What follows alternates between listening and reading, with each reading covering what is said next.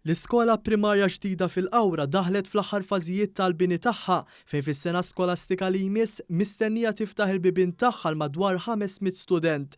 L-iskola bniet tul l-aħħar sentejn u nofs b'investiment ta' 13 miljun euro.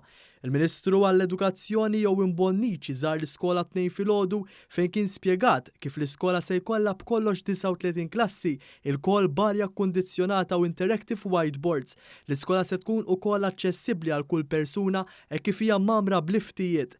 Is-Segretarju Permanenti fil-Ministeru għall-Edukazzjoni Frank Fabri għalli din se tkun l-ikbar skola f'pajjiżna għalli mill-bidu tal-proġett sentejn u nofsilu l-pjanti ġew modifikati sabiex jittieħed in konsiderazzjoni tal-ħtiġijiet tal-komunità. Din hija l-ikbar skola primarja li se jkollu pajjiżna li tinkludi childcare center, kindergarten, primarja mill-year 1 sa year 6, żewġ solari, parkeġġ, sala kbira, outdoor spaces enormi.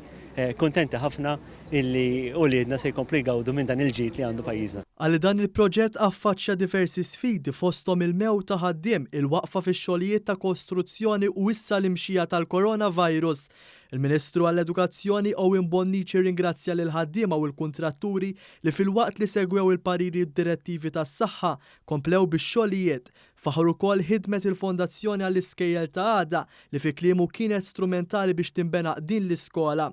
Sema li din l-iskola se tikkumplimenta dik eżistenti f'San Pawl il-Baħar. Kif nafu din iż-żona qiegħda kull ma jmur dejjem tiżdied fil-popolazzjoni u allura se jkollna din l-iskola li flimkien ma l-iskola li diġà hemm ta' San Pawl il-Baħar se jagħtu servizzi edukattivi lit-tfal ta' dawn in-naħat. Hawnhekk se jkun hawn kumplessa bih immens li ħajkun mibni bl-aħjar speċifikazzjonijiet u l-aħjar faċilitajiet kif ħaqhom uliedna u li tuliedna. Fakkar li l-Fondazzjoni għall-Iskejjel ta' Għada għaddejja wkoll b'ħidma ta' bini tal-iskejjel f'lokalitajiet oħra u rinnovar ta' skejjel eżistenti.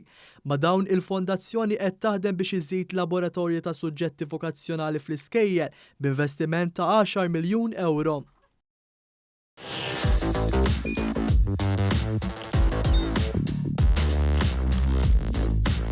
Idħol fuq one.com.mt u hemmhekk tista' tara l-programmi kollha li jxandru fuq One permezz ta' One Play.